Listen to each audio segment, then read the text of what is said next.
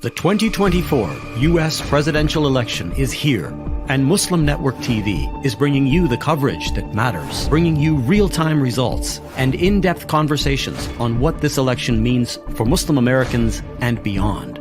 Our panel of experts, community voices, and political analysts will break down the night's key moments. This election is crucial, and we're here to keep you informed. November 5th and 6th at 8 p.m. Eastern on Muslim Network TV. The 2024 U.S. presidential election is here, and Muslim Network TV is bringing you the coverage that matters, bringing you real-time results and in-depth conversations on what this election means for Muslim Americans and beyond. Our panel of experts, community voices, and political analysts will break down the night's key moments. This election is crucial, and we're here to keep you informed. November 5th and 6th at 8 p.m. Eastern on Muslim Network TV.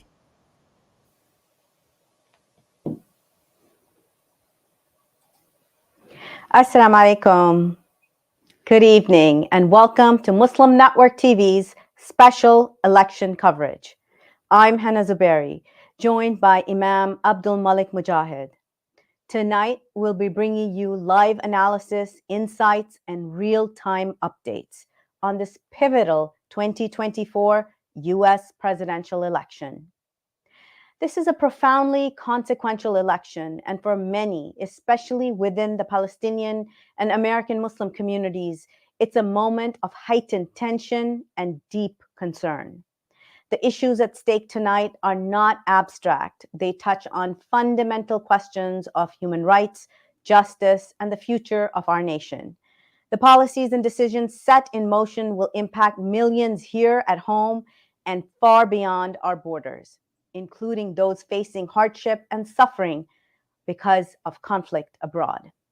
We bring you live reports from key states, expert commentary, and reflections on what these election outcomes could mean for our communities.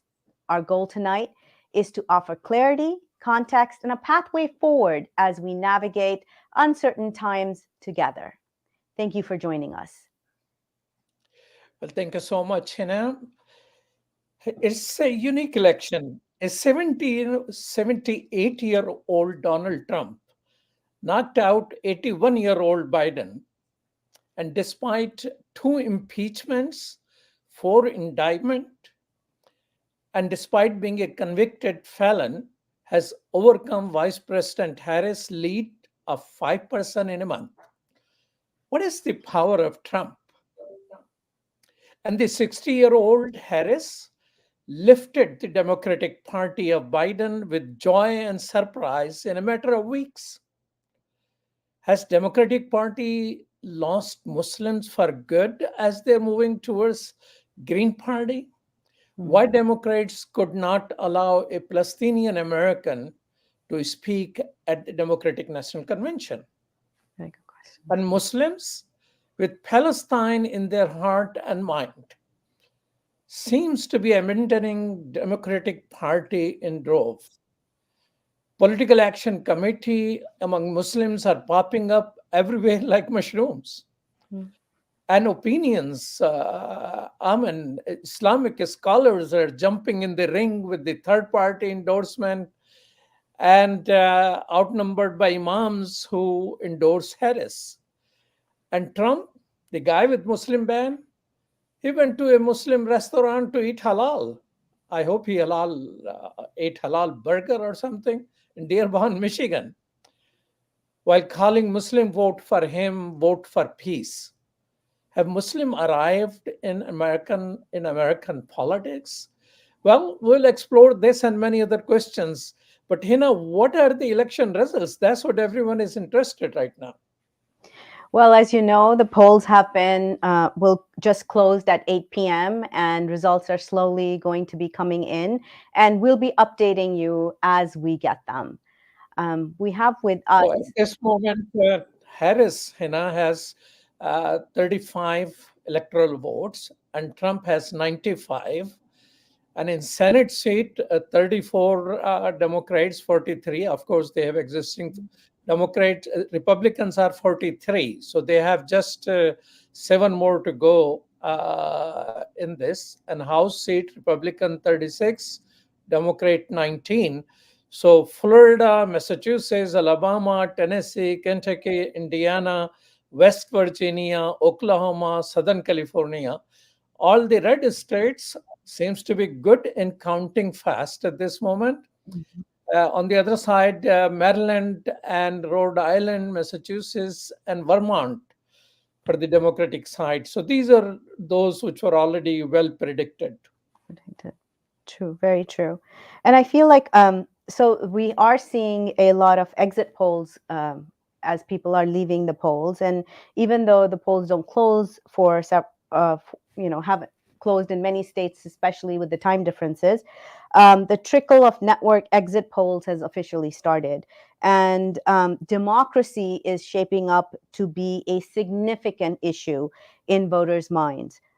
Democracy mattered most to 35% of the respondents to the National Election Pool exit poll, according to NBC News. And the economy was right behind with 31% of voters, followed by abortion with 14%, immigration with 11%, and foreign policy just mattered to a paltry 4% of the. So is this surprising to you, Imam Mujahid? Or it definitely is, considering the Muslim community at this moment watching genocide day and night. And I think good part of America is also watching. But that seems to not matter. So Muslims care perhaps the most for foreign policy. I think exit poll, they do ask for religion. So eventually those numbers will come out, that who are these people who are concerned for foreign policy. But the whole third party move in the Muslim community is based on the foreign policy issues. Right. So question is, did Muslim fail to take their allies in interfaith movement, blacks, Latinos, and progressives? They're normally together on many issues. But in terms of Palestine and foreign policy, that seems to not matter at all. Another thing which surprised me, which was not asked by the exit poll, which is of ABC, NBC, and many other organizations, but Gallup came up yesterday with the likely voters, and they asked a question about character. So only 3% of America said that character matters to them. Among them, only 1% Republicans. Very, very interesting. Despite the fact that there's a rapist and a convicted felon, which is being supported by half of America. Exactly. And it does make us a laughing stock in the rest of the world. So at this time, we do have a guest. We're going to invite Robert Brandon, president and co-founder of Fair Elections Legal Network. He started this in 2006 as a national nonpartisan organization whose mission is to remove barriers to registration and voting for traditionally underrepresented constituencies and improve overall election administration through administrative, legal, and legislative reform. Thank you for joining us, Mr. Brandon. It's very nice to be here. So, Brandon, is normally being said that it was, a very calm and collected, no violence and things like that. But it was peculiar that there were 7 bomb threats in Georgia and in a county which is a black majority county. And now FBI is tracing it to Russia. How does collaboration happen? Russia is watching which county has blacks?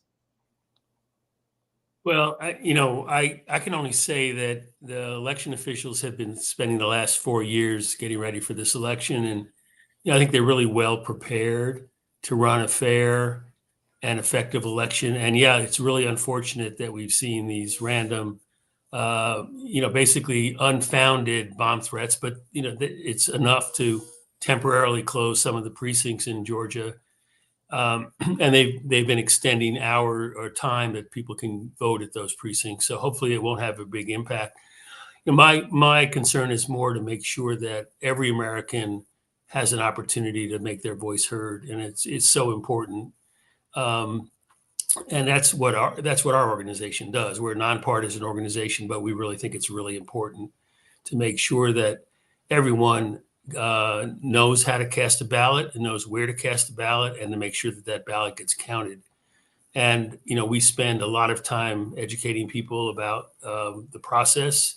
We're in court trying to make sure that the process stays open and fair. And we have one of the largest programs in the country educating young people on college campuses to make sure that they understand the role that they can play in making a difference about the futures that they want to live in. So, Bob, the Fair Election Center, once elections are fair, your job is over, or you keep an eye that whether people will accept the results of the election? Well, so certainly the work we do with young people is to make sure they understand that their voices are not finished when they make their voting preference known, that they have a role to play in holding election officials accountable, about pressing the issues that they care most about. Really in this country, an awful lot of the movements that have made a difference have been led by young people, starting with the civil rights and voting rights movements that really were run, motivated by young people on many of the historically Black college and university campuses in the 60s and late 50s. And certainly protest against the war in Vietnam, efforts to make sure that people understand climate change matters. Mm-hmm. And as you all know, many young people have made their voices heard about what's going on in Gaza and are very concerned about it. So do you expect, the elections from election rules and laws 2020 to 24, you seems to be saying have improved? Do you expect the reforms to continue, or it is not exactly improving? Well, I think they haven't all improved. There have been plenty of places where they've been moving backwards. And, I think we saw, for example, with young people turning out at very high numbers and other folks in 2020, shortly thereafter, some of the more conservative-led legislatures passed laws to make it harder to vote, to cut back on early voting, to cut back on mail balloting, to require strict photo ID laws to vote, or even to ask for a ballot.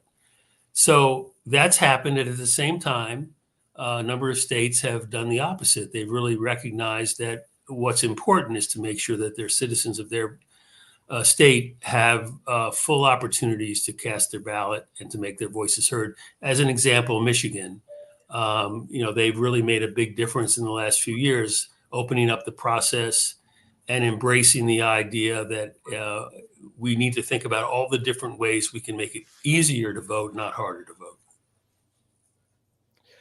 So, Robert, I'd have a question about, so you saw in several of the exit polls that democracy was a concern for many of the people as they were leaving the polls. So why do you think, could you shed some light on this, and what do we expect in after tomorrow?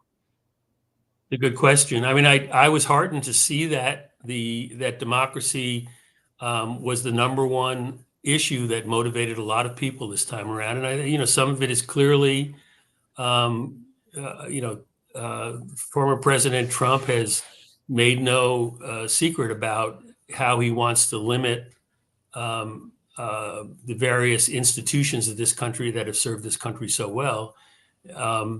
And has said some things that are just really surprisingly, as you were saying, Abdul, having somebody saying some of those things and still getting them as much support as they do.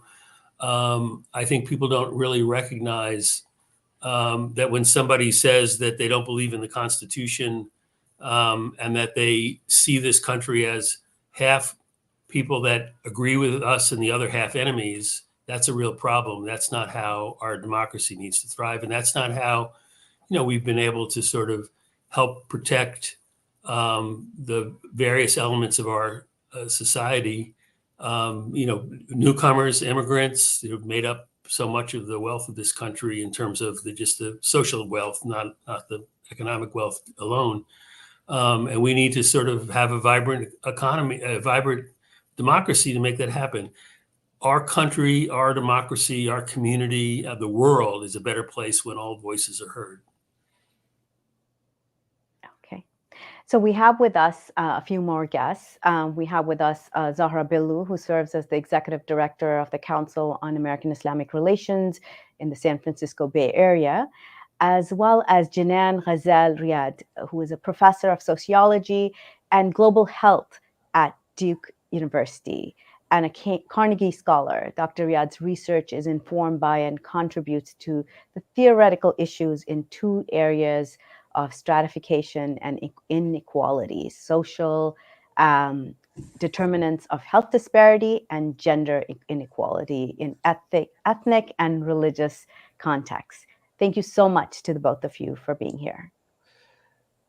Well, Dr. Janan, one question I have for you is, what type of election? I mean, from sociological perspective, it seems like Trump is talking to working people language and he's winning them over. I was in an Uber just landed yesterday, and the person is an immigrant. He recognizes that it's a lie that immigrants are eating cats and dogs, but he decides to vote for Trump. Is he winning over the working class as compared to which used to be domain of the Democratic Party for a while? Thank you for having me, first of all, and thank you for that question.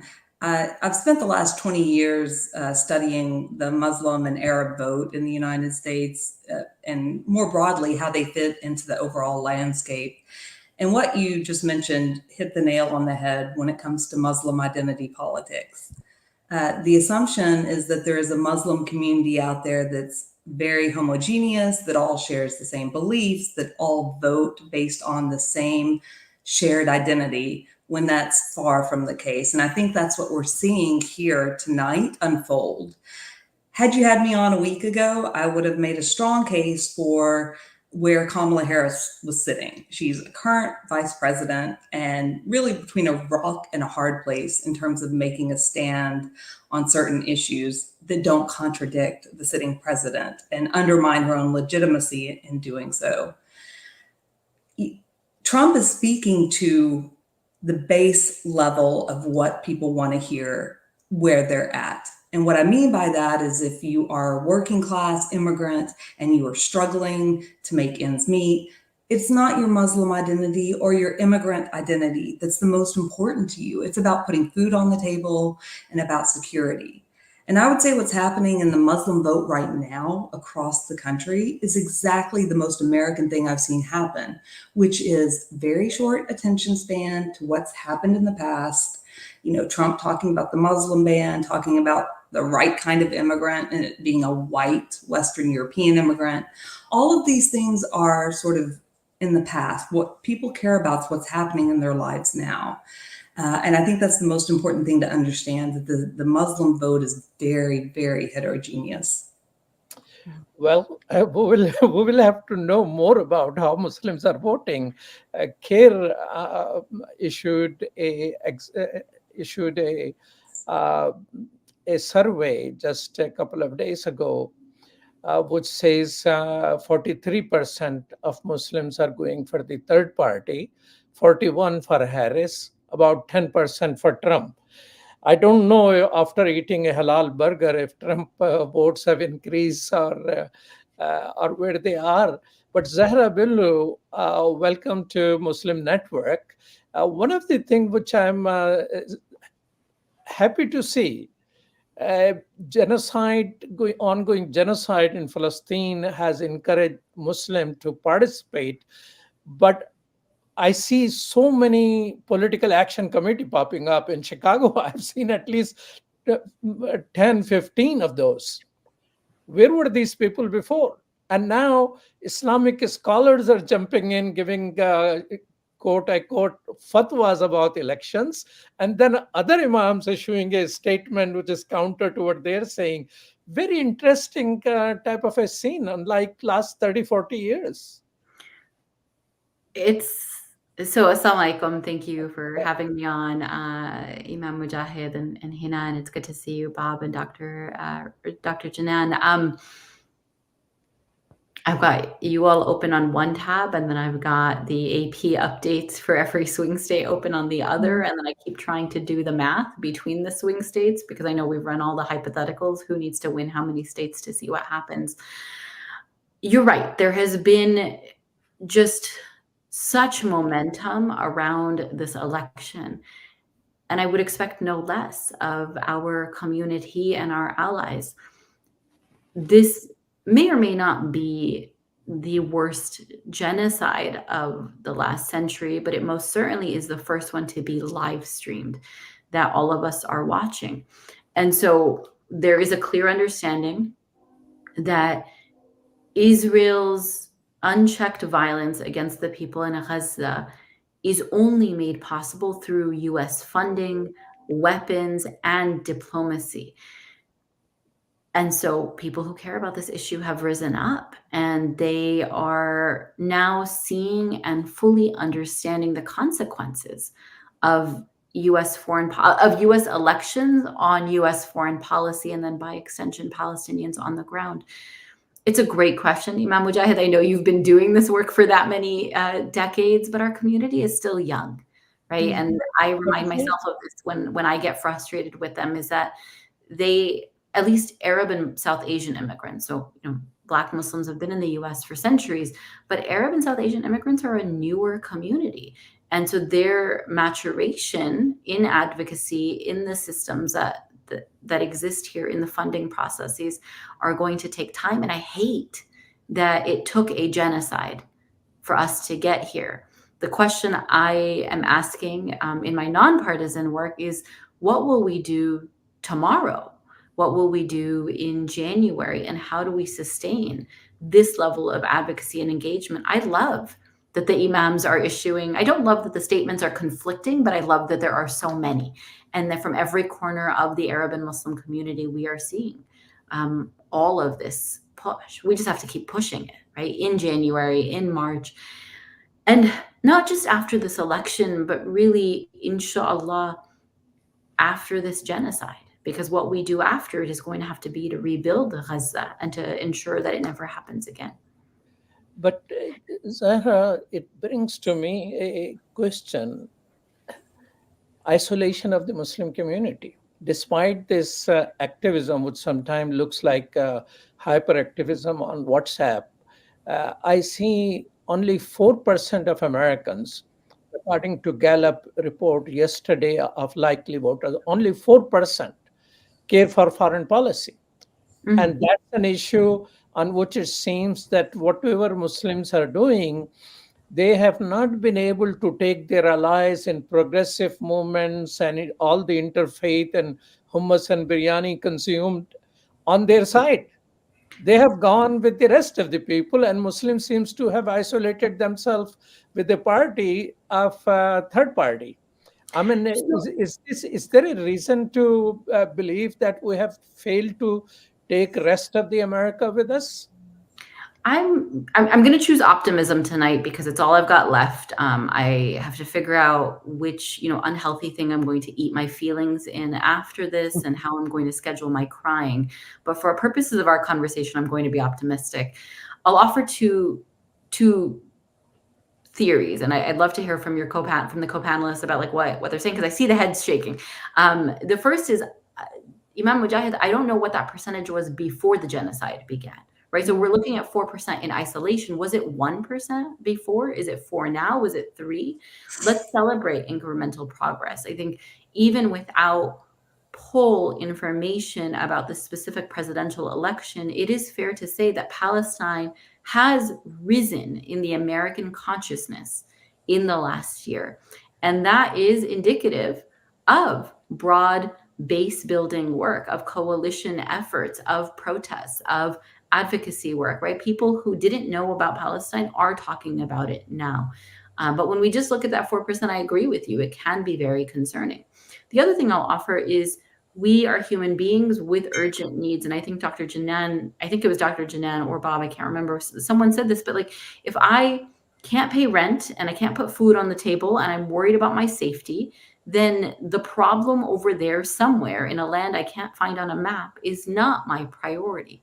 And so there is still work to be done to connect the dots, right? Is that the police who kill Black people here train with the Israeli occupation forces. The corporations that engage in surveillance here engage in surveillance on the apartheid wall. And as Tupac famously said, they've got money for wars, but not to feed the poor. We have to make that connection here. And so I would suggest that 4% is progress. And I haven't looked at any other data. So what was it before? And that our work remains.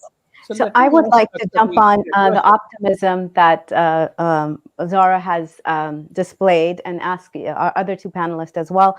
What are some of the trends that you all are seeing in civic engagement, especially amongst the Muslim community, that has surprised you?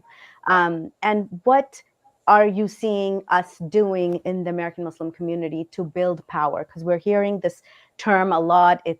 It's going to be a part of our conventions, a part of our fundraisers. What does building power look like for American Muslims? So can I follow up really quickly on this, because I'm want to be very clear on this panel that the Muslim community is very heterogeneous and diverse. And so I don't want to oversimplify what's going into these votes. And I would ask the Gallup poll, if I believe it's correctly, is it asking the most important thing? You know, that 4%, what's the question exactly? Because foreign policy has always been low on that poll. And so it's not necessarily that it's only 4% of people who care about it. Yeah, the question is that what is the most important factor or issue determining which candidate you are voting for in this year's presidential election? Yeah, that's historic. To Janine's point, that's historically, foreign policy is always at the bottom, and it doesn't mean people don't care about suffering around the world. It doesn't mean that they don't care about a lot of these things, but it's, you know, it is a long-term organizing thing. And the one thing I would just say in terms of some optimism, as I mentioned before, we work with thousands and thousands of young people. We reach on our campuses about 3.5 million college students every year, and many Muslim Americans and others. And the diversity of that community is very large, and the empathy for the basic human suffering that people see around the world and also in their own communities is very real. And I think it's an opportunity. It's what makes me optimistic as an older person who's been doing social justice work all my life about the future. And I do think elections matter, but after elections, the work continues. Just like with the civil rights movement, young Black men and women were beaten, and they would go vote, and it didn't make a big difference yet. And then they were beaten again, and they went to go vote again, and it kept on going. And eventually you build power, and you gain connections with other communities that have common cause and similar interests. Dr. Reed, let me ask you this. What's the power of Trump? The guy who's a convicted rapist, he's a convicted felon, and he's 78-year-old, and he knocked down a sitting president who is just 2-3 years older than him. What is his power? So I'm going to answer that and answer Hannah's question about the optimism, because they go hand in hand. So what's happening here is what's happening in the Muslim American community is happening nationwide, which is people feel injustice. They're looking for justice, whether it be, whether their economic situation or the racial situation, it doesn't matter. People are looking for someone to come and say they're going to make it right. And so Trump has this noxious ability, in my personal opinion, to say the right thing to the right crowds at the right time. Kamala Harris, let's remember, she's a Black female and would be the first female president in the United States. She's climbing an uphill battle to begin with. So there are multiple things going on behind the scenes. And even in that Gallup poll, when people say they're voting that's most important, that doesn't necessarily translate into their vote. And that's what we know. On the optimistic side, what we're seeing, this panel is a perfect example. the Muslim American community has mobilized and is exercising their voice in a way that they want to be heard. Now, we can personally disagree with that direction, whether it be the third party or whether it be Trump or Harris. But the fact that there is such a great sense of urgency in bringing out the young people and bringing out the vote, I think that's a very positive sign. And it couldn't be more in line with other American groups. And that's something that I feel like maybe I'm speaking to people who already know this, but I say this all the time. Muslim Americans are like other Americans. Their identities are complicated. I'm a mother, I'm a daughter, I'm a professor. All of those things matter for me. How they matter for how I vote isn't easily chalked up to a survey or to a poll. But the fact that the Muslim American vote is even being discussed in such great, across social media platforms is a really, really positive outcome I see from this election. Excellent. I think we're going to bring on Ehsan Lekki as our guest. Thank you so much for joining us. Ehsan Lekki is a distinguished leader in okay. So we just heard that she's not here yet. So we'll continue our conversation, and let me just ask my producer if we have some of these other guests. We have Tom Hastings with us. Okay. So we're going to perhaps do one more round of questions with our current guests and then bring on Dr. Hastings, inshallah. So yes, this has been an amazing conversation, and I personally see many stratas of the Muslim community very excited about this election as well, because they're feeling like they have, for example, in our area, there are actually people who the councils have come out with guides where they're ranking officials, they're ranking judges. So this is a level of activity and organization that I haven't seen in past elections. We're also seeing, as Imam Mujahid was talking about, political action committees, billboards going up. We're seeing a little bit of this pushback, like, we want to push back against AIPAC. And so that sort of language is also being shown in, in the discussions amongst leadership as well as lay people. And so I'd like to ask all of you, are you seeing this across the board in different states as well? Or is it just majorly a DC thing? So I'd love to get your input on that. I've been monitoring all over the country today with our staff, and we have like over 420 students that are fellows of ours during the year, all year long. Okay. And the turnout has been enormous. And I think that, the turnout, I assume, with the Muslim American community is going to be quite large. And that is a statement in and of itself, no matter how people break down in terms of whether it's third party or not. That's important, as you were saying. The community is now more in the discussion, and obviously the things you're citing are being done internally by leadership, and that's really important. But the turnout is, I think, going to be really interesting. That's going to be one of the big stories, I think, tomorrow and the next day and the day after, while we still wait for a count that may take a few days to come in. Zara, what are you seeing out in the West Coast? It's been incredible. And there has been a lot of concern, sadness, apathy. And it's funny sitting in California, where so much of our conversation is urging people to look down ballot rather than just the presidential ticket, knowing we're going blue no matter what and no matter who. But there are watch parties happening at Masajid tonight, right? Masajid haven't traditionally hosted watch parties, and they're at halal restaurants, and there have been candidate forums all weekend. I go back to something that I said earlier, which is that I am hopeful and committed to sustaining this engagement tomorrow and through next year. there's been this, and this happens anytime there's a crisis, is that there's this like rapid upscaling, onboarding. We grow really, really quick. But it's also been evident that there's been some absence of infrastructure. When we look at some of the infighting in Muslim get out the vote efforts, when we look at I love the conflicting statements and the various endorsements that have come from within the Muslim community. And they also are indicative of at least some lack of coordination.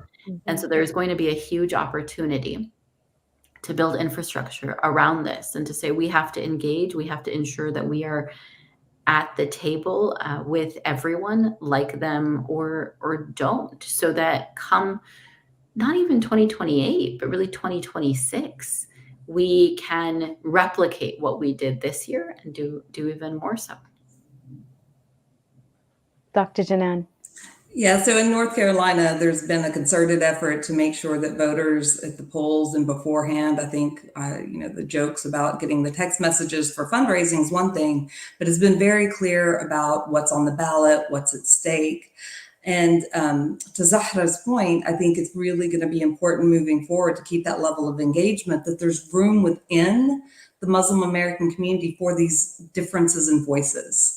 To stop the divisiveness from within the community. So it's okay to have different opinions and different voices, and finding a way to keep the momentum while allowing the differences from the fatwas and the imams, which, by the way, in and of itself is a very American thing to see happening in recent history. The Muslim bloc, the Muslim vote, if you will, really came to the fore in terms of the American popular culture and awareness after 9/11, when Muslims really became more active in realizing that to be seen and to be heard and to have a voice in their own future in the United States, they had to mobilize. So I think we have seen this instance in the past where, traumatic instances, whether here on the US soil or what's happening right now in Palestine, is motivating action. And it's going to be important in the coming days and weeks that we stand firm together for what Abdul said was the number one reason that the Gallup poll, democracy, so that we can see that democracy wins. Thank you. No, thank you for that. And thank you, Robert and Dr. Janan, for being with us tonight. We're going to take a short break and we'll be right back. Stay with us. The 2024 U.S. presidential election is here, and Muslim Network TV is bringing you the coverage that matters, bringing you real-time results and in-depth conversations on what this election means for Muslim Americans and beyond. Our panel of experts, community voices, and political analysts will break down the night's key moments. This election is crucial, and we're here to keep you informed. November 5th and 6th at 8 p.m. Eastern on Muslim Network TV. Hi.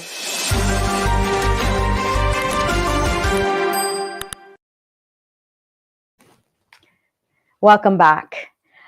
So, Imam Mujahid, talking with these experts and hearing their views from on the ground, what are your thoughts?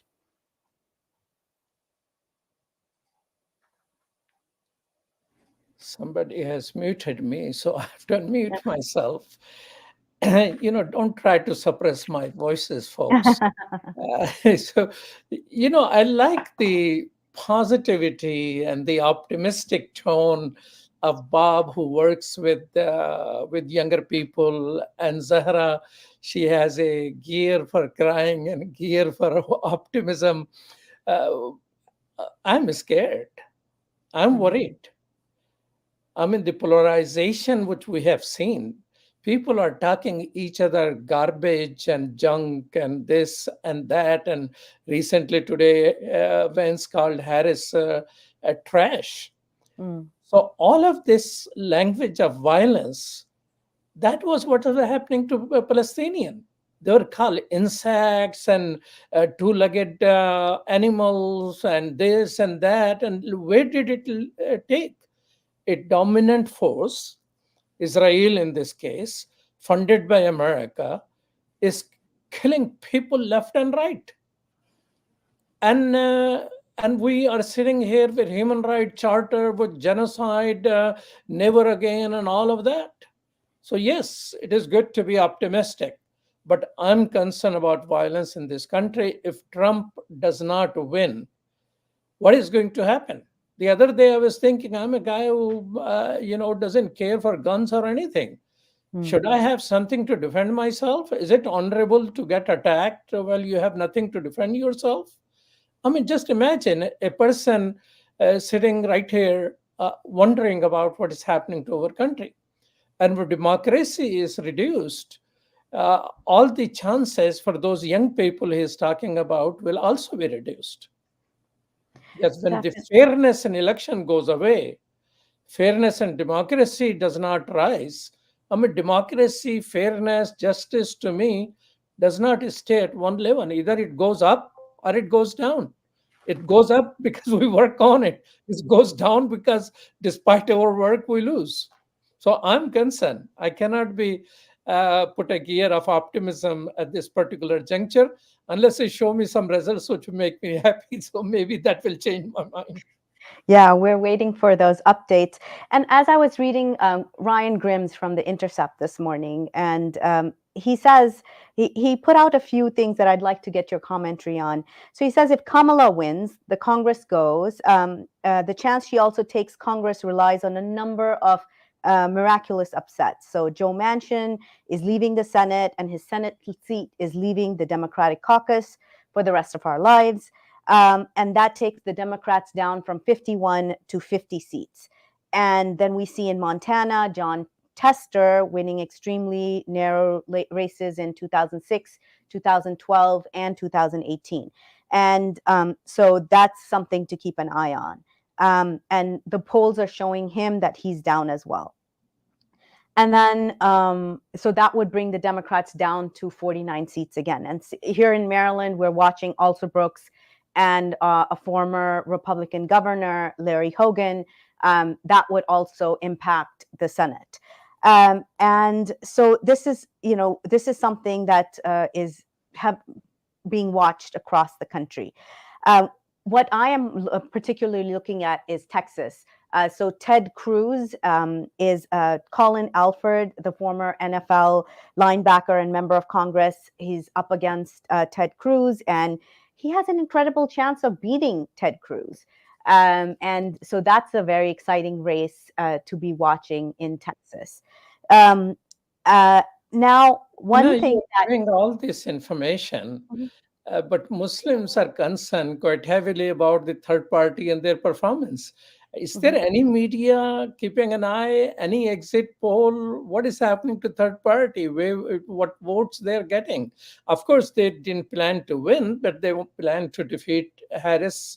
How are they performing? Is there any information whatsoever? Can our producer dig out something about third party, which Muslims have been campaigning, so many imams have endorsed? What is happening to it? So that's something that if we could get our producers to send us some information, if there are any exit polls about the third party. What I have been seeing across the nation is people are pushing for the third party candidate so that a viable third party can come up for 2026 or 2028.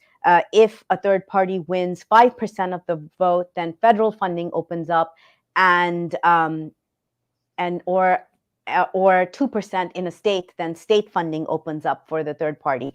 So to discuss this and more, let's bring in Tom Hastings, a 35-year-old nonviolent activist for peace and justice and environmentalism.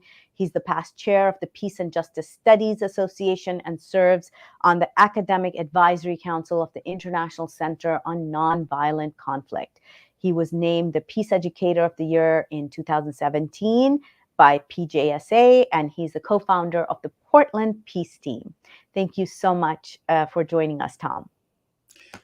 Thank you for having me, Hannah. And just to offer a small correction, I'm 74 years old. So I've had a lot of time to look back on a lot of elections. This this is kind of an evolution, I think, for every one of us as we sort of examine how we have thought about things like third parties and the possibilities and the dangers of, I don't know, sort of voting with our hearts, voting with our conscience, and then being just shredded and defeated and feeling like our vote it went to the wrong person because voting for the really, really best person actually gave a vote to the wrong person. And this is the conundrum I think that many of us have been in for so long.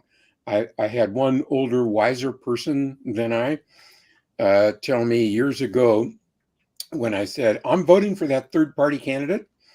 And he said, obviously, you're not as afraid as I am. To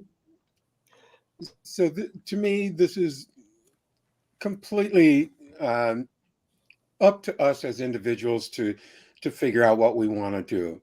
But I really agree that at the heart of how we think about this, you mentioned dignity, and that is the core of the field that I research in and teach in. Is conflict transformation requires that everybody's dignity be honored. Sometimes it's called faith, but it's all about respect.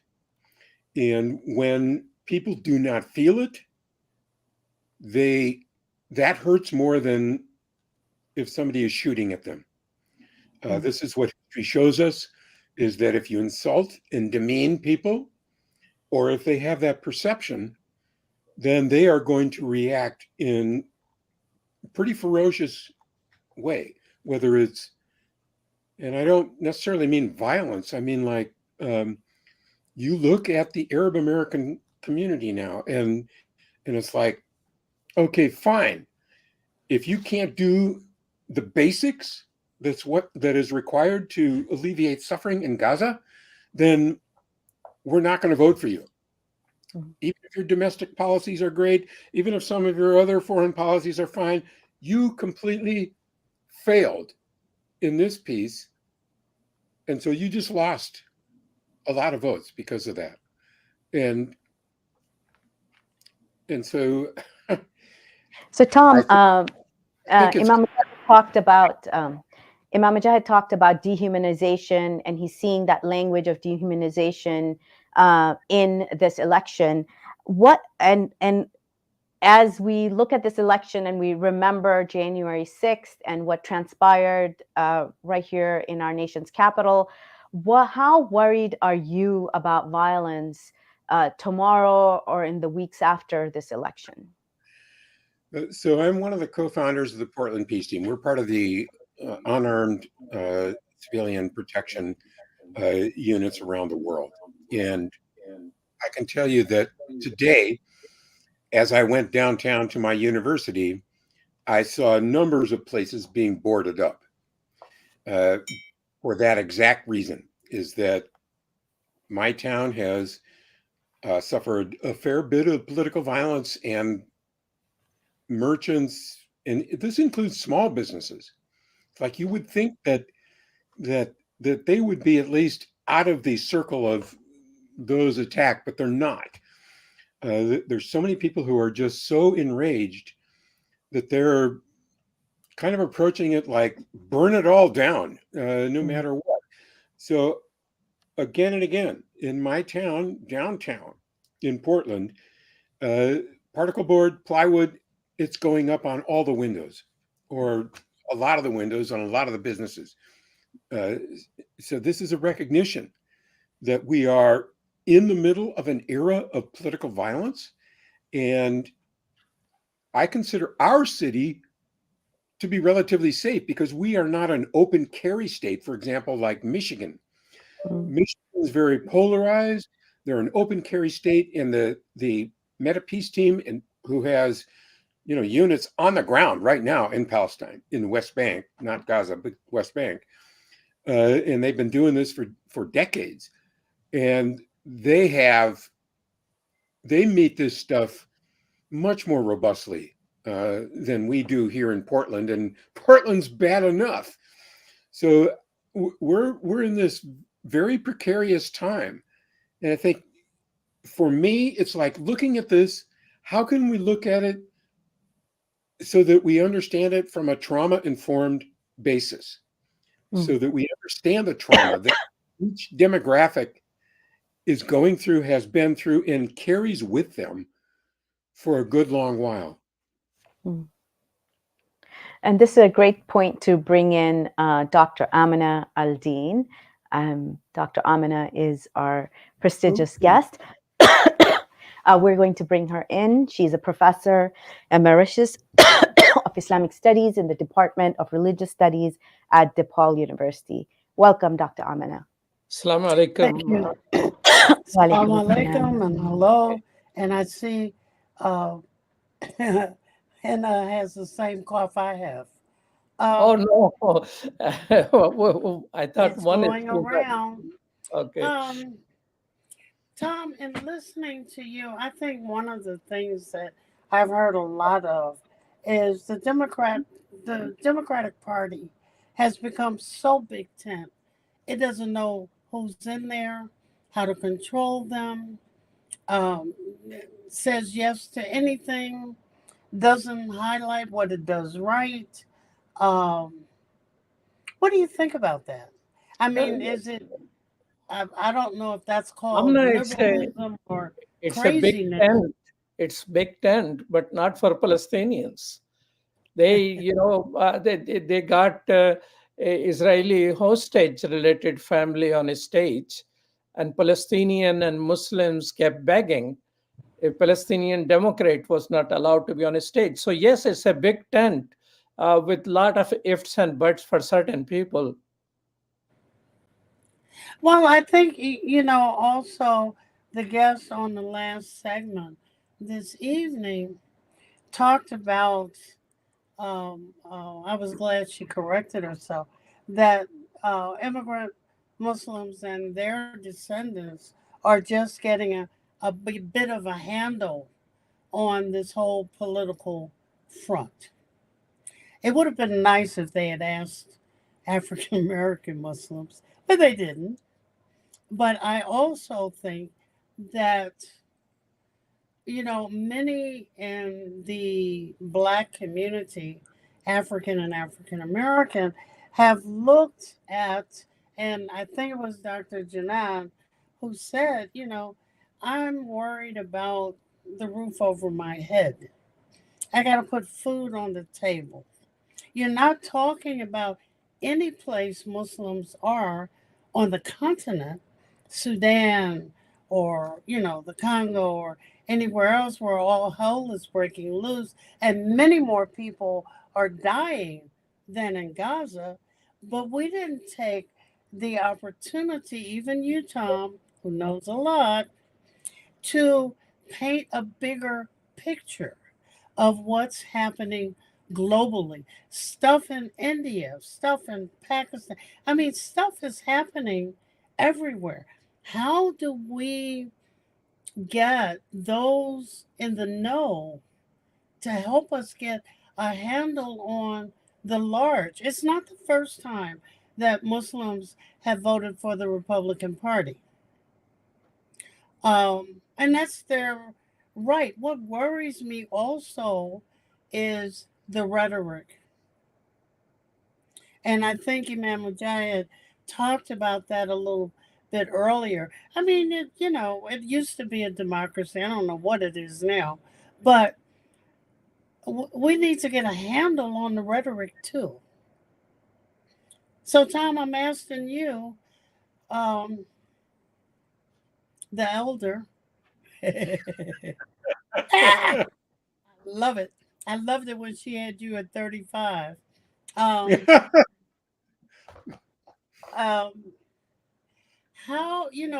peace and justice institutes have been around for a long time. Where is the peace? And did the justice follow it out of some door I didn't see? Yeah. So to me, I sort of relate to the notion that Dr. King talked about with positive peace being the presence of both nonviolence and justice. Like you can't separate the two meaningfully. So that's been important to me. And I was many years ago recruited by Reverend James Lawson, who, as you know, we just lost this last year, to be part of his founding faculty for his James Lawson Institute. And he really taught me a lot and gave me the opportunity to help teach some other people as well. So I think that from my point of view, you're absolutely right, Dr. Aldine, that we need to look at the broader picture. When we look at it in a global light, we see that. And I heard a presentation from an Australian researcher. He talked about the war dead, the mortalities and casualties, for example, in Congo, are so massively more over the past several decades than those in the Middle East. And yet, in terms of basically word count in mainstream media, it's exactly reversed. So you find the, like what we're seeing right now in Sudan is that even though there's 180,000, approximately 160,000 mortalities, they're receiving very, very little attention. The number of countries in Africa that are either Muslim majority or pretty much divided equally, who have suffered these terrible wars. To me, I view these as tragic, but inevitable. It's like phase 2 of decolonization. People feel like decolonization happened in the 50s and 60s. And what I tell my students is that was phase 1. Yeah. Just get started on phase 2. Tom, And we let can me share with you something. Today I had a lunch with an imam from Mali. I mean, he's an imam in Chicago. He's originally from Mali. And I say, how is Mali? He said, well, there are honest people running the government, except they are free of France, the former colonial power. So the neighboring countries who used to supply electricity had cut down the electricity under pressure of France. So they have 4-hour electricity. That reminded me Bangladesh, student revolution has changed the government, and India cut down 50% of their electricity. So you're talking about the colonial variable, but this colonial discussion, last time we were discussing just a few minutes ago, I mentioned only 4% of people who were polled by Gallup say that foreign policy was the critical issue in voting. Economy, number one, and to a certain level, democracy. So people are worried about their home and probably their freedom to think and talk about foreign policy. So why domestic policies did not show up anywhere in the calculation of has Muslim people who were mobilizing others to vote? Amna? Well, I think it's because the groups of various ethnicities of Muslims didn't push it. They didn't have an agenda to take to meetings, not only with those running for president, but the vice president, the city council, you've got to take it to all pieces. People didn't 4 years ago get in positions to be in the electoral college. It's a whole system here. If you don't like it, that's one thing. But if you don't get in it to defeat it, that's like choking yourself. I mean, we've done, as Tom said, the third party issue. What was his name? Ralph Nader. You know, I think I had just gotten old enough to vote, or I was close. And the issues surrounding third parties was everywhere. Muslim communities paid no attention. Every election since then has had the issues of third parties on the line. But you either got to get in the system to blow it up. Muslims are just 1% of the population. If they are committed to the third party, it shouldn't be just a day before election. It requires probably substantial amount of investment in time and money to get to the third party. For example, I'm in the state of Illinois, in Chicago, where Chicago is. I'm mentioning where Chicago, Illinois, because we are being broadcasted internationally in UK and other places. And for a lot of them, our elections are funny elections because we have no federal election system. It's just all states and 100 or so different type of conflicting laws and all that. So my question here is that, Amna, it looks like that America, while it is focused on economy, have you seen in WhatsApp groups of where you are, Amna, or Tom, you are, people talking politics and talking about economy? Some, but they're mostly economists.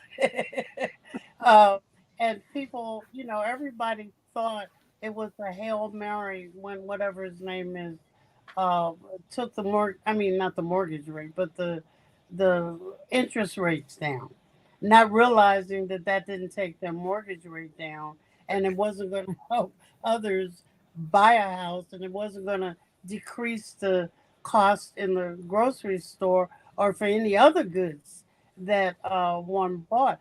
But in our communities, I think one of the things that needs to happen is there has to be an ongoing effort at education, at political education. So, thank you both for your insights. That is absolutely, I would say, hello. It's been really amazing hearing your insights. I can say I've heard a lot of young people talk about economy, a lot of young Muslims, young voters. They're talking about their new hero, Lina Khan, who's trying to break down Google and Amazon, and they consider her one of their heroes. I've also heard a lot of people in the African-American community, particularly Black women, who are talking about the economy and why they're absolutely terrified of a Trump presidency again, because they will be deeply impacted. So these are all different communities within the larger American Muslim community that are perhaps impacted by the economy. Well, I'd like to thank Tom and Dr. Amina. We're going to take a break at this moment, and please do stay with us. And we are. It was good to meet you, Tom. You too, Amina. And thank you to our audience in the UK who are watching us. It's pretty late in the day, in the night for them, but thank you all for joining us in the United Kingdom as well. Thank you. On this channel. Thank you.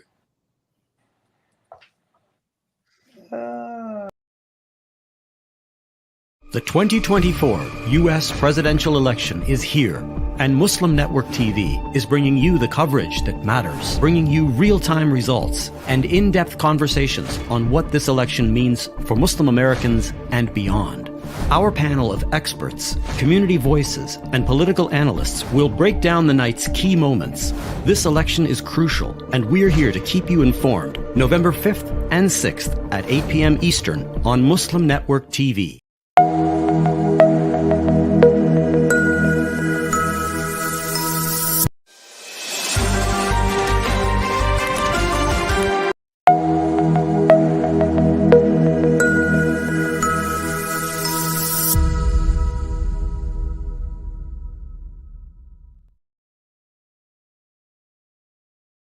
Thank you for joining us again. We're back covering the US election 2024. And joining us now is Edward Ahmed Mitchell, who is the Deputy Executive Director, National Executive Director of CARE, which is the Council on American Islamic Relations here in the United States. Thank you so much, Edward, for being here. Brother Edward is going to be co-hosting this next session with me. And we have with us Dr. Mitchell Brown. Dr. Brown is an expert in the field of, excuse me, just give me a second.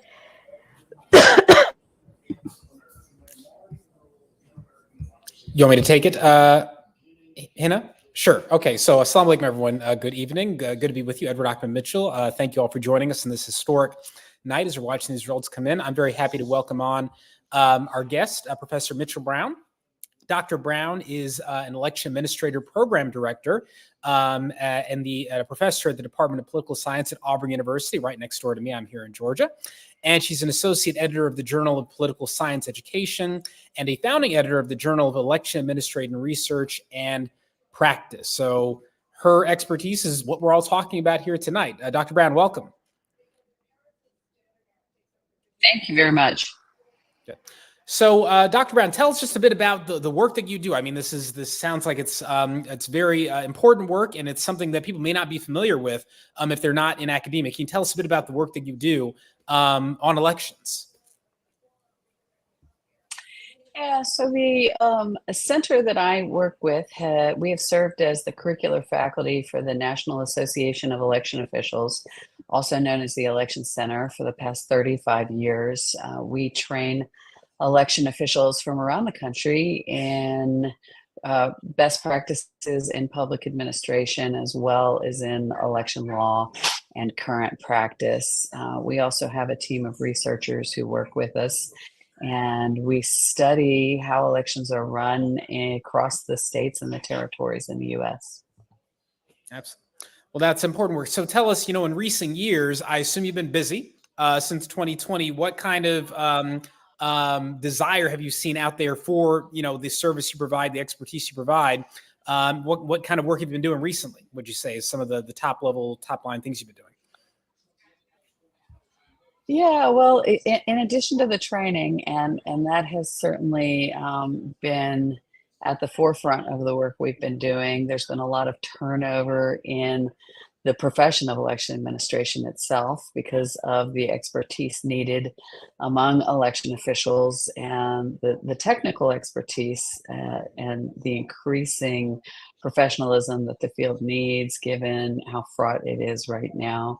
So that's a big piece of what we've been doing. We also do a lot of research looking at a variety of different practices out there with changing laws. For example, we've done a lot of observation work looking at hand counts in places where they happen. We've watched implementation of new laws across the states. We have a training program for students. In fact, I'm in DC right now with 10 students who've been job shadowing on election day. And so we're trying to stay on top of all of the really important topics that are going on in the field right now. Absolutely. What are the challenges that you're looking out for tonight on this election night? What are you worried about? What are you expecting? What are you nervous about in terms of this election procedurally going well? I have to apologize. I am not in my office. I'm using the DC board's office, and I'm not understanding a lot of the things that is being asked right now. Okay, yeah, I think your internet's going in and out. Dr. Brown, why don't we'll pause there, see if your internet comes back in a stronger format, and we'll come back to you, Dr. Brown. So hang tight. We'll see if we can get maybe a stronger internet connection. Assalamu alaikum, Imam. Good to see you, Imam Majad. Walaikum salam wa rahmatullah. How are you doing, brother Edward? I'm good, alhamdulillah. I'm just, like all of you, I'm on the edge of my seat. So what is with Georgia? In Georgia, yes, we say that a particular county which has a lot of black voters have 7 bomb threats, and now they are traced to Russia. What is going on here, brother? Yeah, You're well, not it's not in the just county, Georgia. are you? We've seen bomb threats in Pennsylvania. We've seen bomb threats in Arizona. So it appears to be a coordinated effort to try to, disrupt elections, create chaos. I don't think, we can say for sure who's responsible at this point. Certainly, the allegation I've heard is Russia, but who knows for sure.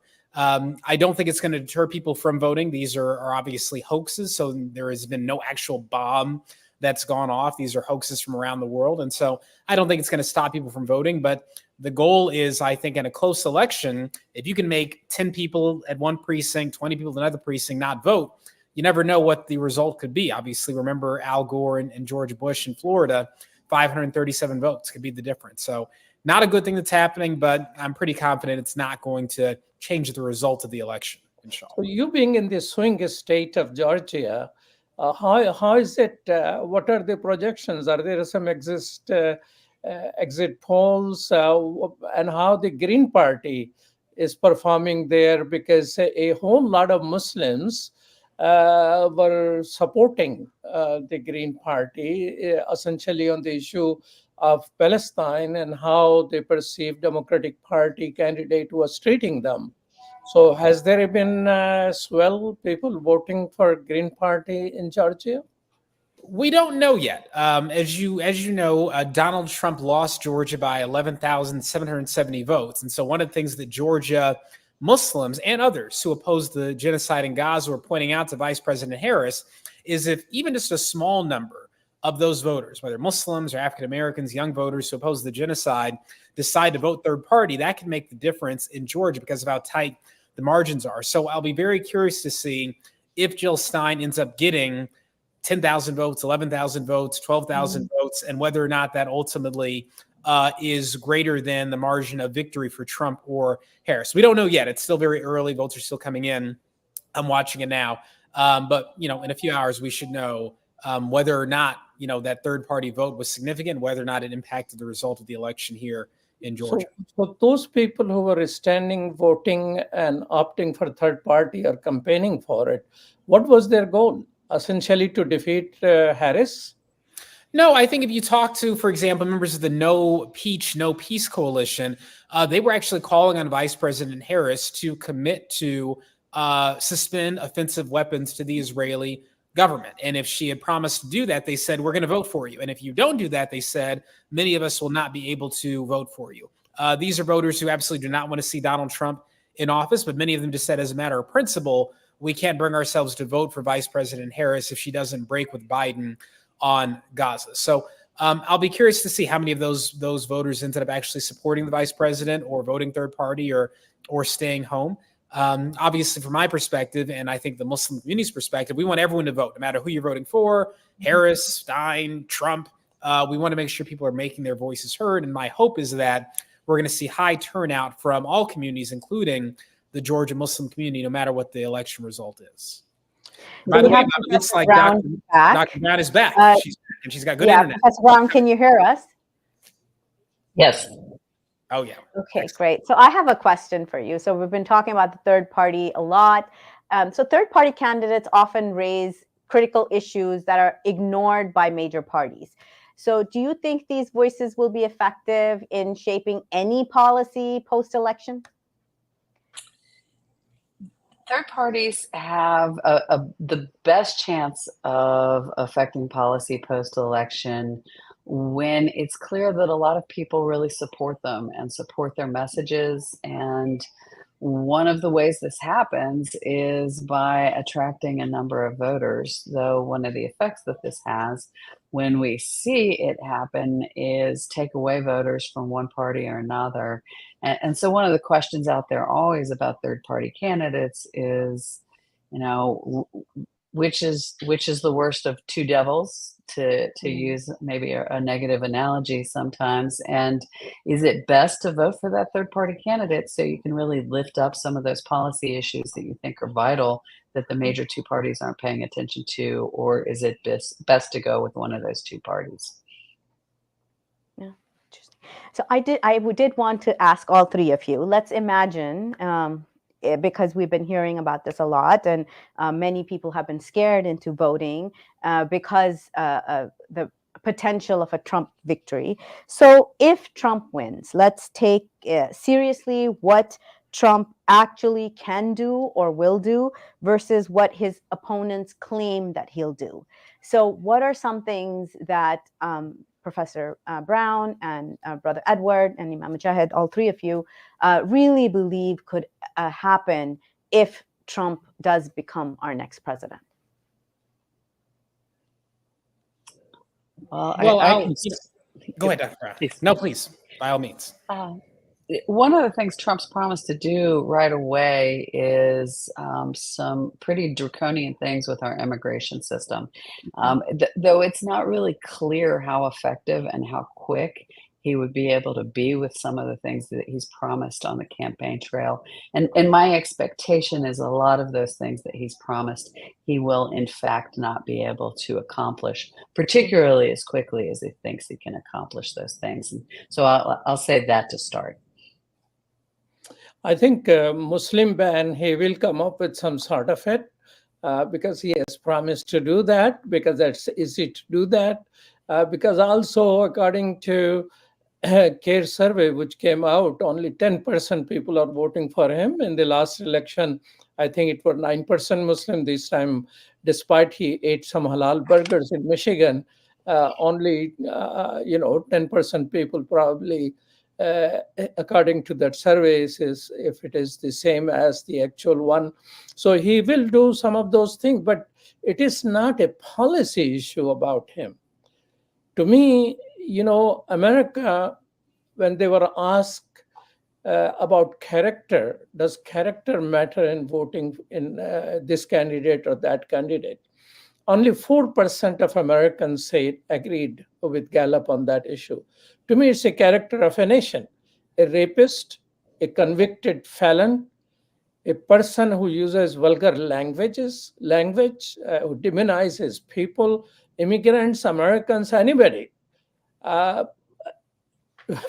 of my country voting for it, I'm worried for our country, not as much as about Trump. So to me, his haphazardness, his direction to accept all the dictators in the world and disrupt whatever systems are in place.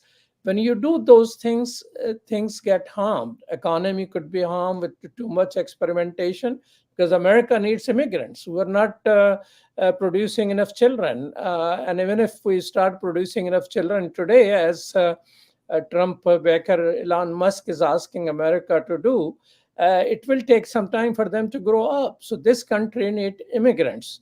And if there are not proper immigration reform to have immigrants available here as a workforce, who's going to work? So disruption is what he's all about, whether it's economy or international system. I don't consider him to be a peace candidate, as he promised some Muslims in Michigan that he will be the peace candidate, peace president. Edward, you're a lawyer. What are your thoughts, especially about the Supreme Court? And No. Ask him. He's a lawyer. When are you going to file a first lawsuit on him? First lawsuit. Exactly. And I'd like to know, what are your thoughts about him going after the American university system? We've seen it happen in Florida.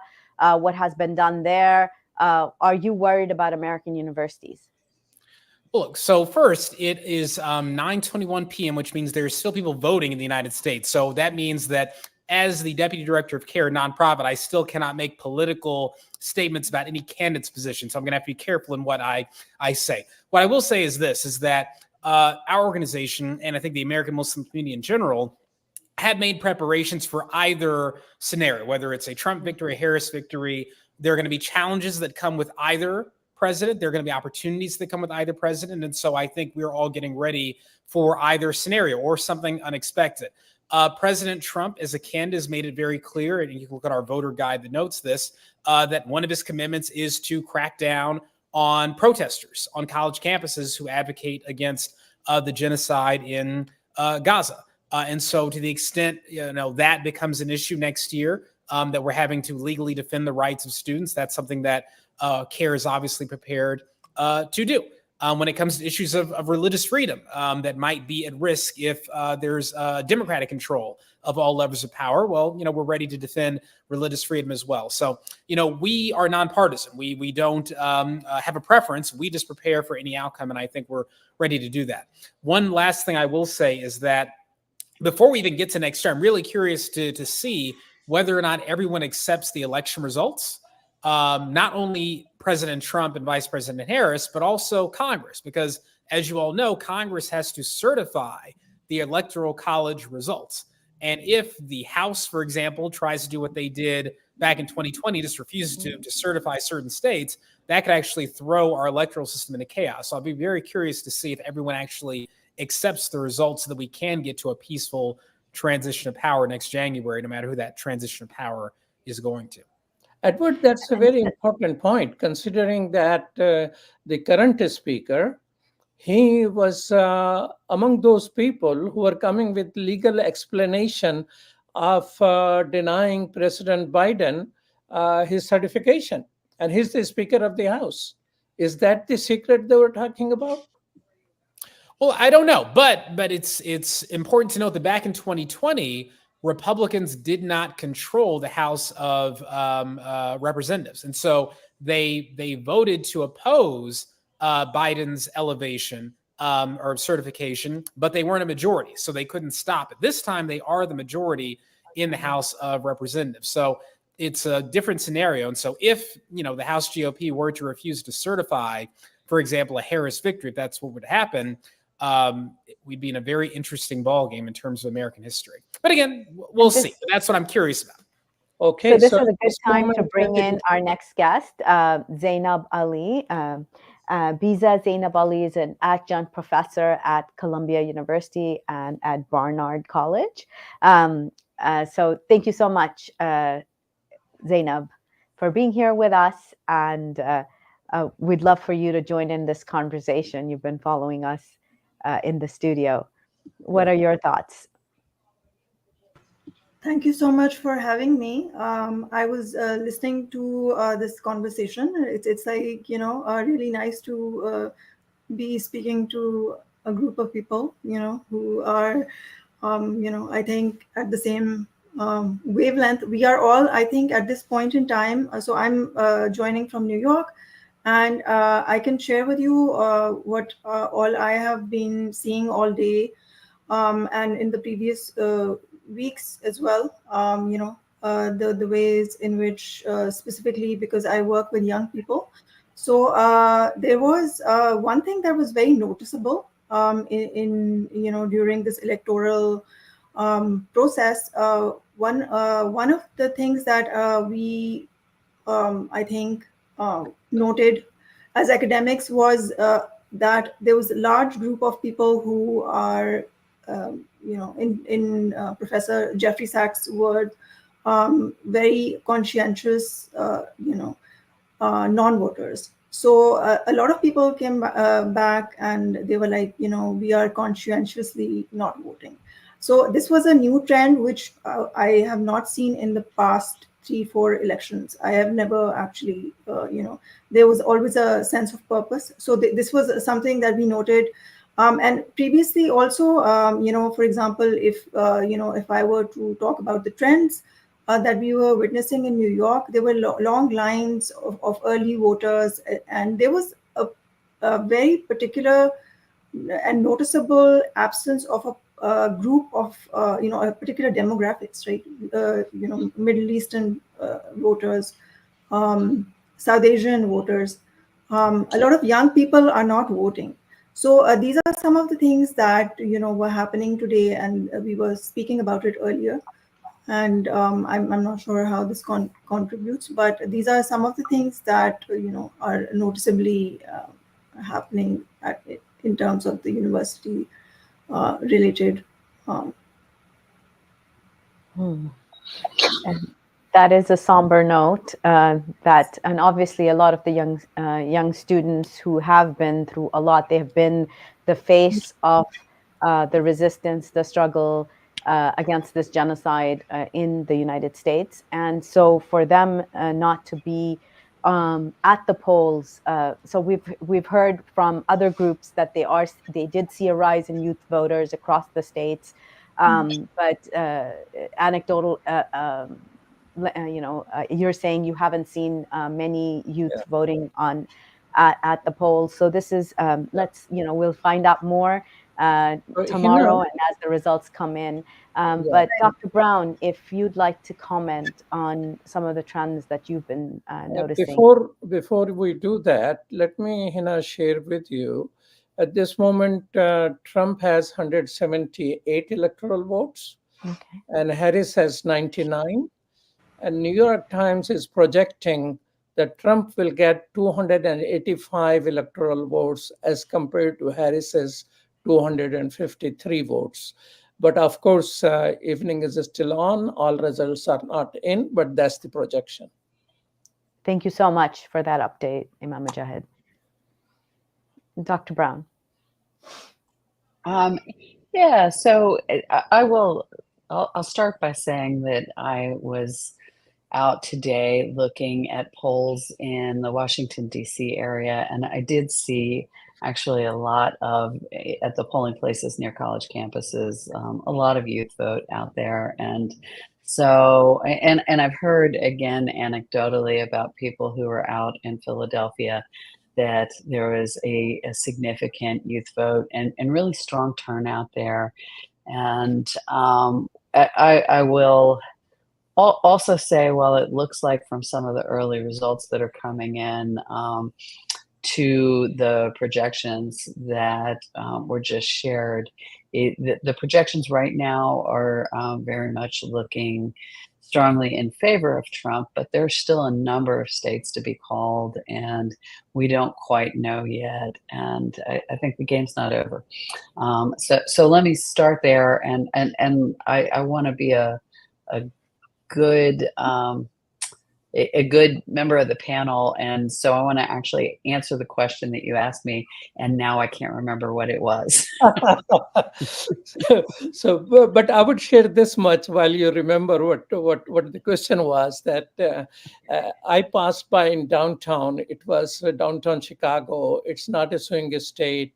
It was raining pretty hard. I was all wet, and I saw close to 150 young people standing in line, soaking in that rain, trying to vote in a state which is not a swing state.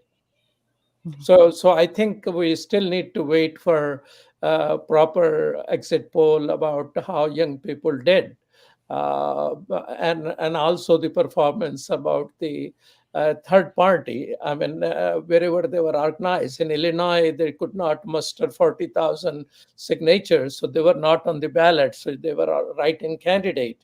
So young people who are supporting them probably will have to wait until some of that information comes out. Definitely.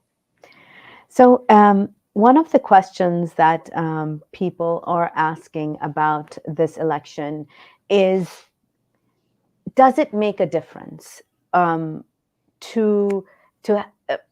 of the trends that I've noticed in people who have been sort of turned off by the election is they feel that the Republican Party and the Democratic Party are essentially the same, with a little bit of differences.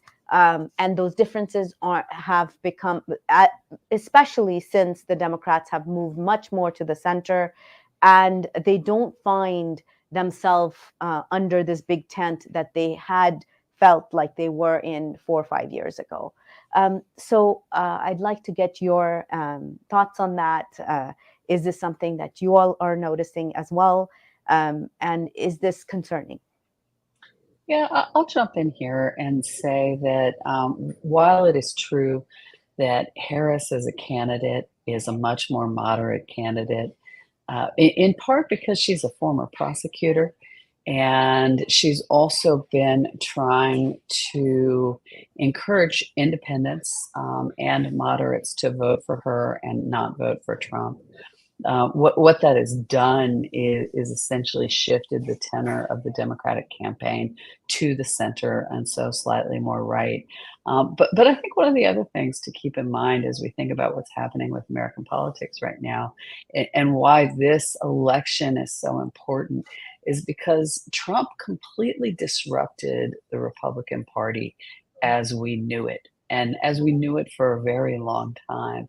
And one of the big questions moving forward in terms of are the Democrats and the Republicans really the same party, a distinction without a difference, which is a narrative about American politics that we hear particularly from other countries that have multi-member districts with proportional representation, and you get a lot more diversity in the voices because you have so many different parties out there that the U.S. politics are, the two major parties are, essentially the same thing.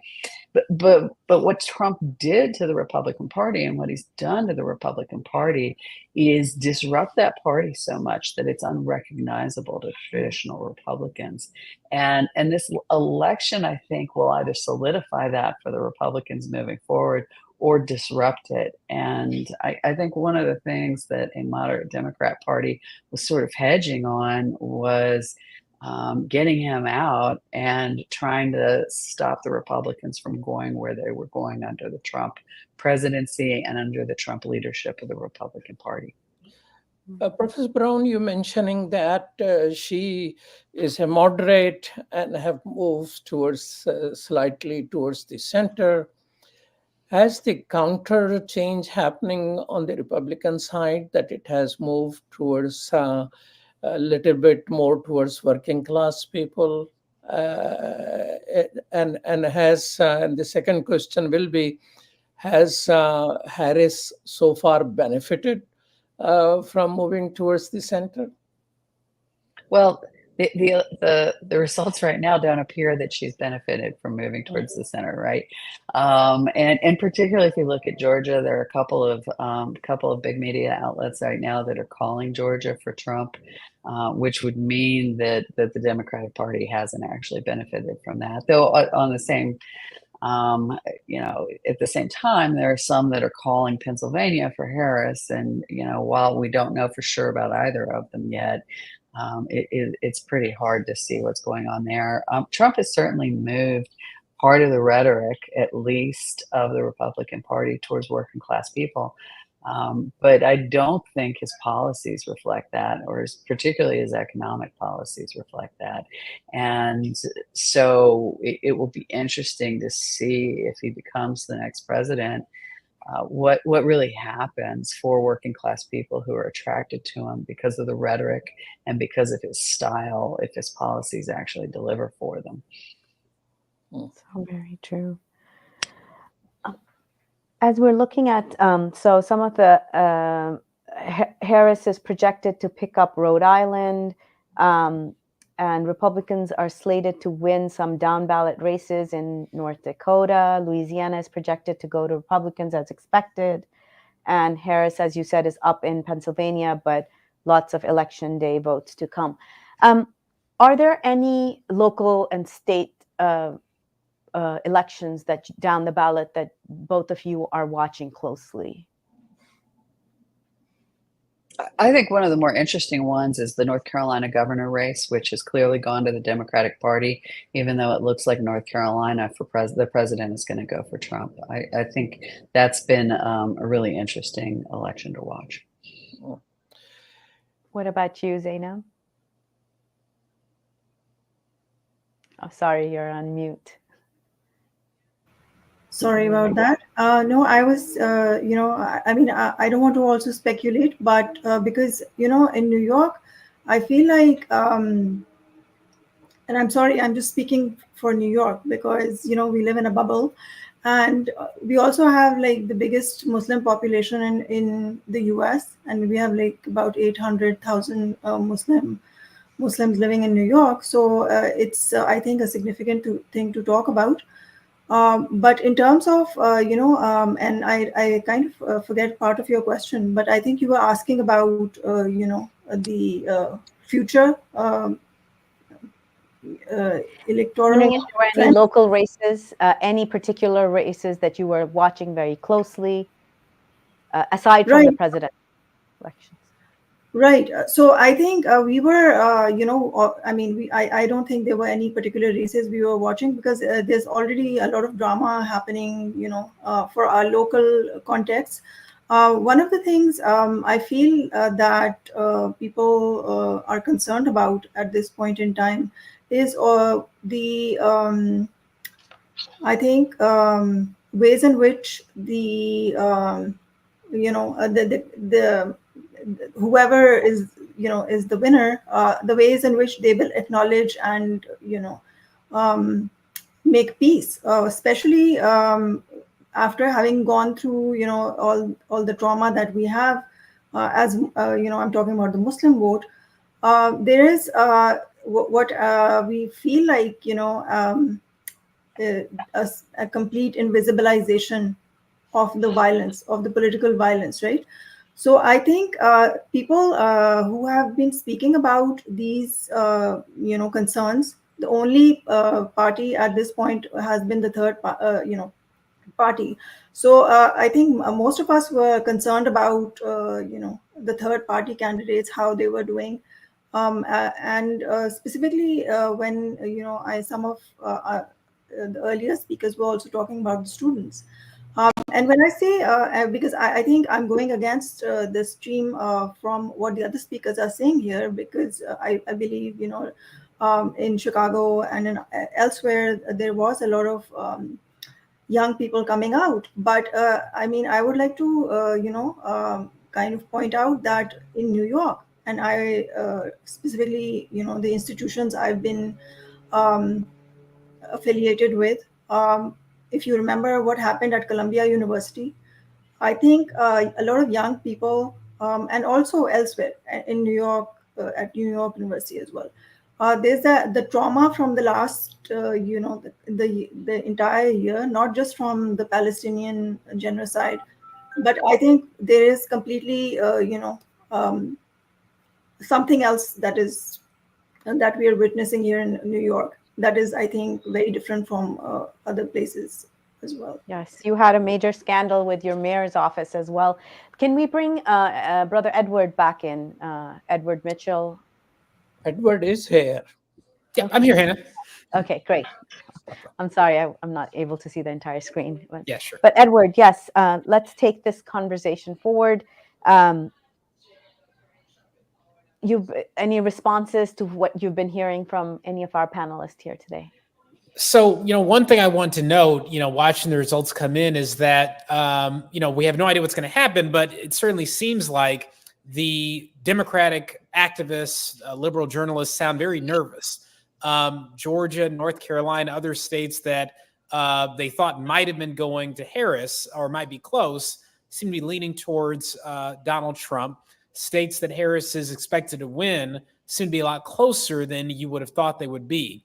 And so it's very early, but I'm having flashbacks of 2016, kind of the same tone that I remember hearing back then, that same little tenor. But again, we'll see in a few hours, God willing. I think the key states to watch are Pennsylvania, Michigan, Wisconsin. It appears those are the states that Harris absolutely cannot lose. Everything else, Georgia, North Carolina, if she loses, she could still win. But if she loses one of those, she's in deep trouble. So the night is getting very interesting, very early. Well, you mentioned, later in the evening, some people are saying it may take until Thursday or a week for us to know where those things are.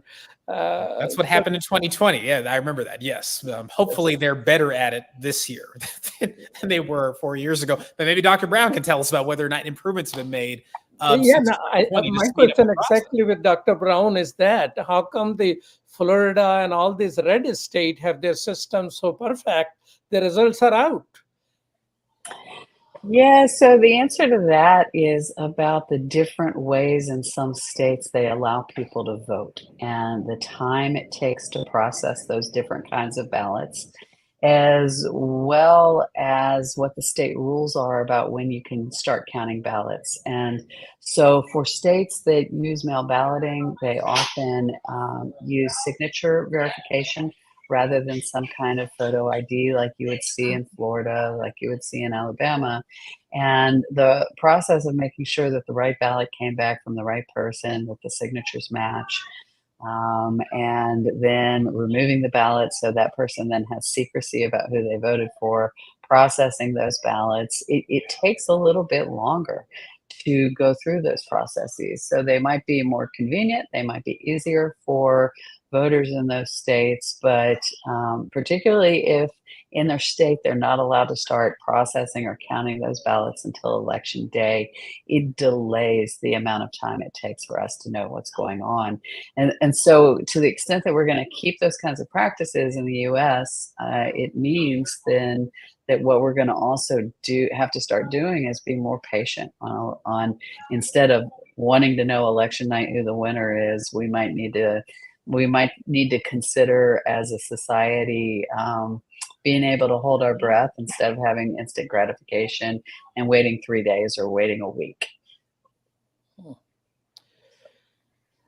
Edward, I'd like to talk a little bit about the poll that CARE did recently, Yes. where you found that Stein led Harris amongst groups in several swing states, including Michigan, Wisconsin, and Arizona. So are we seeing any of this playing out as the results are coming in? I don't see the results for Michigan yet. So a few things. So we did a poll in August after the Democratic National Convention. So after Harris was the clear nominee, after Trump is obviously the nominee. And at the time, among American Muslim voters, Harris and Stein were almost exactly tied. I think Harris had 29.4% and Stein had 29% even. And then you had about 10% or 11% voting for Donald Trump and quite a bit of Muslims undecided. And when we broke that down into swing states, as you noted, Stein was leading in some states like Michigan, whereas Harris was leading in states like Georgia and Pennsylvania. And so you saw a very clear divide. When you looked further, you saw a racial breakdown that African-American Muslims were the most likely to be supporting Kamala Harris, about 53%, while most other Muslims were the other way around, supporting Stein for the most part. And then gender-wise, actually, women were more likely to support Jill Stein than men in that poll. Jump forward to a few weeks ago, just last week, we did our final poll, and it showed that 42% plan to vote for Stein, 41% plan to vote for Harris, again, among the Muslim community, and that Donald Trump had fallen just a bit down to 10%. And so this always appeared to be a race not between Harris and Trump, but between Harris and Stein and the Muslim community. The question now will be whether or not that support for Stein is significant enough that it actually tilts or tips the result of any states. I'm not sure that it will, given how relatively small the American Muslim population is. But in a state like Michigan and in a state like Georgia, it really could make a difference, again, because of the small margins and the large population of Muslims in those states. So I'll be very curious to see, again, what Stein's numbers look like in these states and how those numbers compare to the margin of victory for Harris or Trump. One of the things that American Muslims were saying over and over again to the Harris campaign was, you need to go further on the issue of Gaza in order to address the concern that we have. That was what many American Muslims are saying to the Harris campaign. So we'll see whether or not there is a result that is decided based on the campaign's decision on the Gaza issue. And we saw that change in the rhetoric that was coming out from the White House too. Just yesterday, there was a message sent out that Kamala will end the war. I know my phone has been blowing up with messages from the Harris campaign. Time after time, it's just at some point you're just like, can we turn this off now and not ask for any more money? But yes, this has been definitely. Dr. Brown, you were saying something. I wasn't, but I'm happy to. I think these comments or the figures from this poll actually speak very well to the issue that we were talking about earlier about the role of third-party candidates and what effect they have. And if the Muslim community really is supporting Stein to the extent that affects Harris, presuming then that the vote would be for Harris as opposed to for Trump, that's a real problem for Harris. And if the election comes down to 10,000 votes or 2,000 votes in a particularly tight state, it again speaks to this issue, this constant battle we have in the US about these third-party candidates for presidency, and a real challenge for people about how they cast their ballots and what the effects of how they cast those ballots might be. Let me ask Edward. Professor Brown says it will be a challenge for Harris if the third party venture causes her to lose certain swing states or lose the election. Do you think if that happens, will it result in the empowerment of the Muslim community? That Democrats will say, we wish we have heard more to this 1% of the population, or it will be simply ignored, or worse, Muslim will be blamed for the loss of Harris? There are different theories about that. I've heard some Muslim political analysts say that if the election is close, or if Harris were to lose because Muslims did not vote for her because they withheld their votes, some people say, well, that would empower American Muslims, show that we're a political force and that we have to be listened to, and the next time around, the Democrats have to make sure they don't support genocide. That's one theory that some Muslim analysts will say. The other theory, though, that you'll hear is that, no, this will actually create a backlash, that many of the groups that work with Muslims, Latino groups and other groups that are not going to be targeted potentially by the new president, they're going to be upset at the Muslim community, and that Muslims will be in a much more difficult, isolated political place. And the other theory that you hear is that, well, it's not going to make a difference anyway, because if Harris loses, it's likely going to be because of factors much greater than and more significant than the issue of Gaza and the Muslim vote. And so Muslims won't get blamed or rewarded no matter what happens. So there are different theories, out there. I think there is logic to all of them. And again, I think the key thing will be the margins. Right now, for example, I just checked. So Jill Stein is getting 11,000 votes, give or take, in Georgia. That's the margin of victory that Trump lost by back in 2020.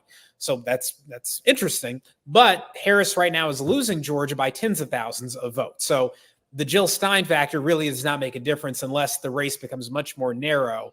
And so again, the margins, I think, will matter in terms of determining whether or not Muslims voting third party made some sort of difference in the outcome of the election. What do you say, Professor Brown, is the history of third party in which after they cause certain candidate to lose, what has been the pushback, or the what were the benefit for third party if they cause to some other candidate to lose? Well, it's a constant question. Will the parties pay more attention to because usually those third parties have one or two key issues that they care strongly about. And the question always is, will the party that's most aligned with that third party actually pay attention to those issues moving forward? And sometimes they do. Or will people be angry at that third party and blame that third party and therefore double down on how much they reject those issues? And sometimes they do. And so it's really hard to say. I want to, I'll jump back to one of the things that was said a moment ago. And that is, would it be really this that defeats Kamala Harris, or these particular sets of issues that defeat Kamala Harris? And my guess is it won't be. I would guess that if Kamala Harris doesn't win, particularly given all of the negative press that Trump has had about his treatment of women, about criminal activity, about other things that we've known about for years that the American people don't really care about that much, that for his supporters, it comes down to the economy and party. and for the people sort of in the middle, that maybe it will come down to a rejection of a minority female candidate, and that the U.S. is just not ready for that. Hina, you are mute. I was going to say the same thing, that America, I do not think, is ready for a person of color, woman president. And despite everything that we see, and I don't believe if Harris doesn't win, it will be just because of Gaza. There are many missteps that the Democratic Party has made in the 4 years they've been in power. They are not able to push policy, unlike what we see when the Republicans are in power, where there are executive orders coming through, lots of changes being made, lots of bills being passed. The people haven't seen that. And also the fact that Biden held on to his position and didn't step down much earlier has also given much less time for Kamala to campaign and be out on the campaign trail. She also has not been able to set herself apart from Biden. In the last debate, people asked, she was asked the question, "What would you do different?" And she said nothing at all.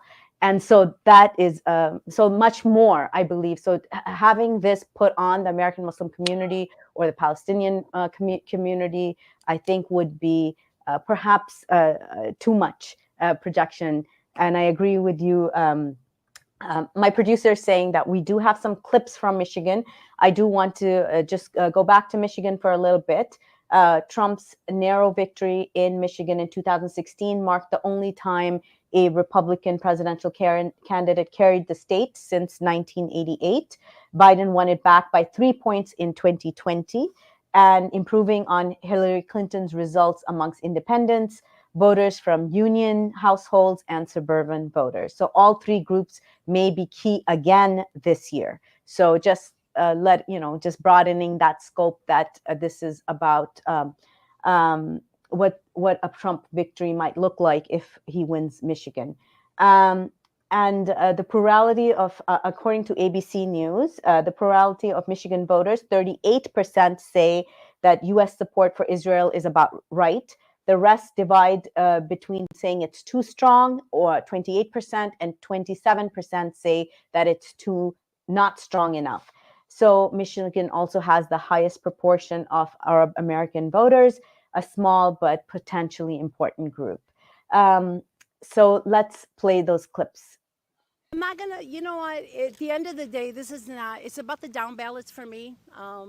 There's a lot that happened over the year, and I think our government has been complicit, and they have in not making decisions based on humanity and peace. I got families and people that I know that can't even put food on the table and put gas in their car, but yet we're sending billions of dollars everywhere else. I think we as a nation, as American citizens, need to let these politicians know that we are no longer standing by, and that we are holding you guys all accountable, no matter what party you're from. I'm hoping that we can punish the Democratic Party for everything that's happened in the past year, to show them that we're not going to have unconditional support, and they can't fearmonger us about the Republican Party enough to be afraid to not vote for them. I'm an Arab American, so hopefully the Arab American voice will be heard more, especially in what's happening in the Middle East and in Gaza and Lebanon. I'll stick to myself for that, but hopefully somebody who will bring peace to the world. It makes me exhausted. Candidates are constantly here, massive election ad push. I think at the end of the day, something I'm really excited for is just to have all of that calm down at least a little bit. Well, those were some of the voices from Michigan. Any thoughts listening to them? Imam,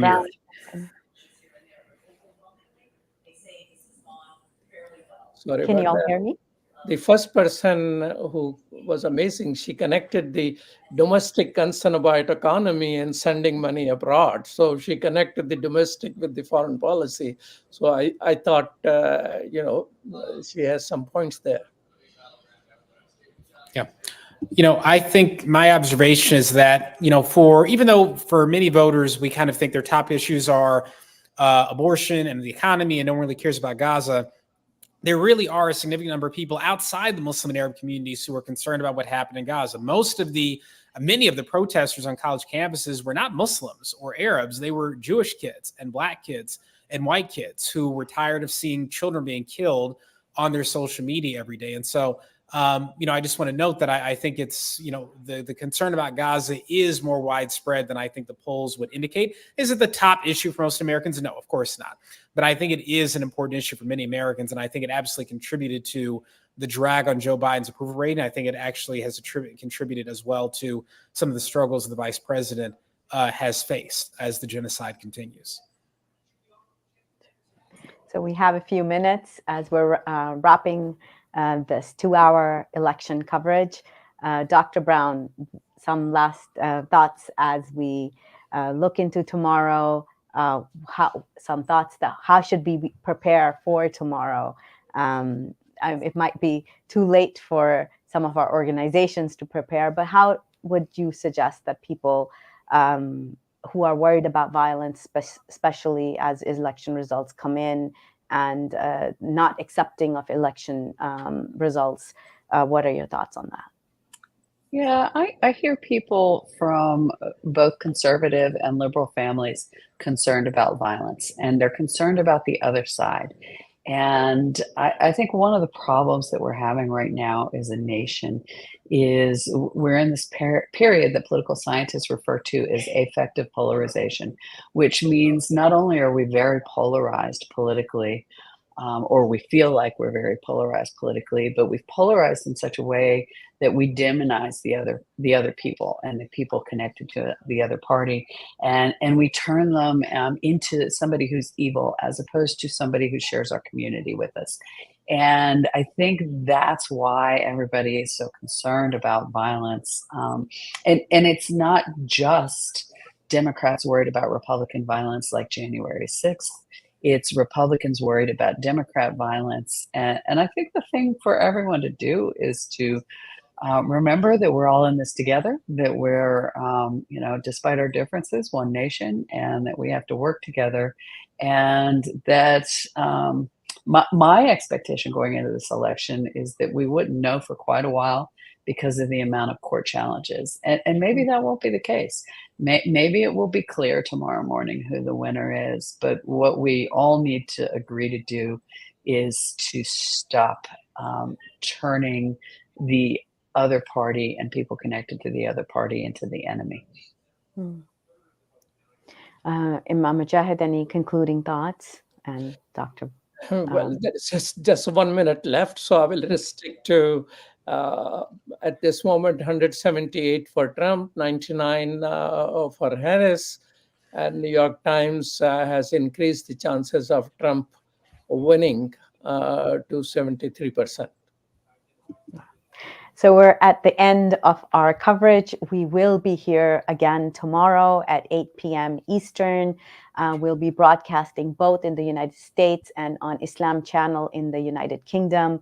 We'll have special bulletins throughout the day on Muslim Network TV, and our election coverage will continue with more analysts tomorrow at 8 p.m. Please do join us. Thank you so much to all of you for staying with us, and assalamu alaikum. Walaikum assalam wa rahmatullahi. The 2024 U.S. presidential election is here, and Muslim Network TV is bringing you the coverage that matters, bringing you real-time results and in-depth conversations on what this election means for Muslim Americans and beyond. Our panel of experts, community voices, and political analysts will break down the night's key moments. This election is crucial, and we're here to keep you informed. November 5th and 6th at 8 p.m. Eastern on Muslim Network TV.